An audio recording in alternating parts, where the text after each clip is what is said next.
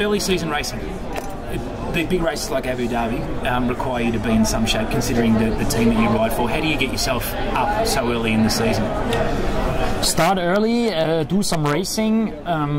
Of course, for an athlete that is older, that means above 30, not every training session is so very exciting anymore. So if you really want to push yourself, you have to race.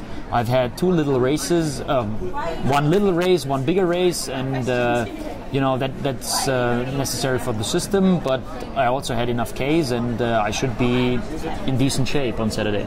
So what's for you as a veteran, what do you do like to make things exciting for yourself? You know, like, do you have to try and reinvent every season, or does it just come naturally? Well, if you are going to have a hard session, then you have to, you know, to find ways to really motivate you to get that session going. You don't need that many hard sessions, but you need some of them. And so, of course, obviously the best thing is to have a group or training partners, and also sometimes it's beneficial to do a little race instead of a training session, because you get more excited. The talk at the press conference, there was a little bit of talk about Lance Armstrong coming back into the fold, and that's given some sort of injection of excitement into the sport. Do you see his involvement as a positive? Well, I think I'm a professional athlete, so you should be real about everything, about your own performance and about everything that happens around you and in your sport. To some degree, of course, I'm very happy that he's racing, because he simply adds some exposure to us. Media get crazy, and I've already been asked by German media what I think about his appearance. And this is very nice. This is good for us. It's good for the sport. On the other hand, I mean, he has been a pro cyclist for 20 years, and we all know what he carries in his backpack with him. So I'm not so happy about that. And so it's two-sided. It's love-hate, isn't it? I mean, there is a side of the world that loves him, there's a side of the world that hates him, but he brings, as you said, so much to it. Are you worried about him on race day in Kona? Are you going to be watching to see what he gets up to, or is it, you know, just part of the mix? Well, if you start worrying about the others, then you know, you can't really race. That's my opinion. I mean, I focus on myself, and first of all, I have to be 100%. If I am 100% prepared and 100% power output on race day, I'm happy, and then I'll worry about whether I get beaten or not. But so many people get upset with somebody doing this and racing there and whatever, being there, and first of all, it's you, and you got to do the training, and you got to do the racing, and the performance, and then, you know, you can think about anything else, whether something was not fair or whether somebody was here or whatever. Do you feel that your best racing is behind you, or is there still an upside to you and the big races? Well, being honest with myself, I have had a level of fitness in 2004, 2005, and 2006 that I can't maintain for a long time as I could at that period of my life, simply because I was able to train so much and to take so much. I was mentally and physically you know, very, very strong and capable of a lot of training, and this is behind me. I simply couldn't train as I could when I was 25 years old.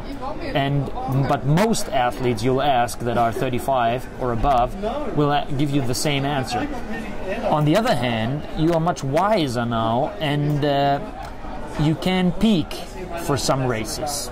You know, you might be able to have an extremely good race, almost on the same level or maybe on the same level that you had in the past, but it won't happen another week again, you know. You have this very one good race and then you're done, yeah, and you need a lot of recovery to get it back. There was an article in online a couple of weeks ago from Chris Sutton, the coach of the former coach of Chrissy Wellington, who said that she could only go to the well so many times, only push herself that many times. You are a guy who has raced so incredibly hard over your career. You know, you've been a front runner, you've been out there, you've pushed the pace.